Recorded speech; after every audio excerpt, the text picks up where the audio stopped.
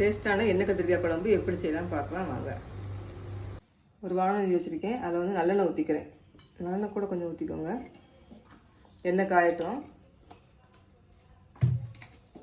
எண்ணெய் காஞ்சிச்சு, கடுகு போட்டுக்கிறேன்.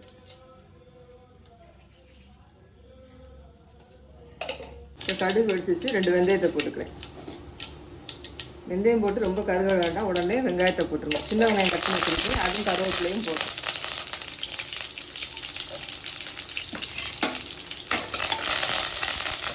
கொஞ்சம் பூண்டு ஊற்றிச்சிருக்கேன், அதையும் போட்டுக்கிறேன். போட்டு நல்லா கிண்டி விட்டுருங்க. இது குறைச்சி அந்த இலையிலே வேகட்டும். அது மாதிரி தக்காளி 2 மீடியம் சைஸ் தக்காளி வந்து நான் நறுக்கி மிக்ஸி ஜாரில் போட்டிருக்கேன். அதை அரைச்சி வந்துடுறேன். அதை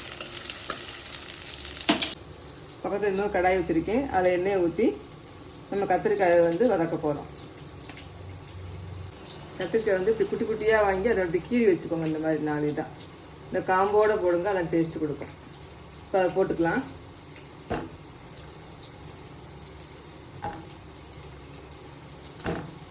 வெங்காயம் இந்த அளவுக்கு வதங்கிடுச்சு. 2 தக்காளி வந்து மிக்ஸி ஜாரில் அரைச்சி வச்சுருந்தேன், அதை ஊற்றிக்கிறேன். இப்போ நான்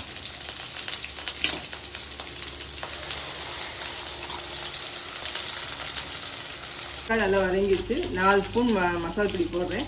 இது வந்து ஒரு 5 பேர் சாப்பிட்லாம். அந்த குழம்பு வந்து நான் வைக்கிறது வந்து நெல்லிக்காய் சைஸ் வந்து புளியை ஊற வச்சுருந்தேன். இப்போ இந்த புளி தண்ணியை வந்து நான் ஊற்றிக்கிறேன். இப்போ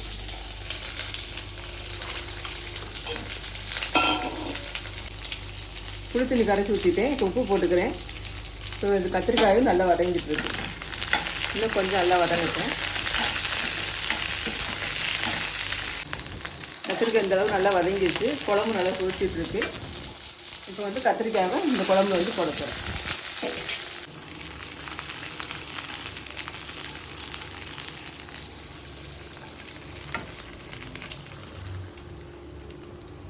இப்போ கத்திரிக்காய் வந்து குழம்புல போட்டேன்.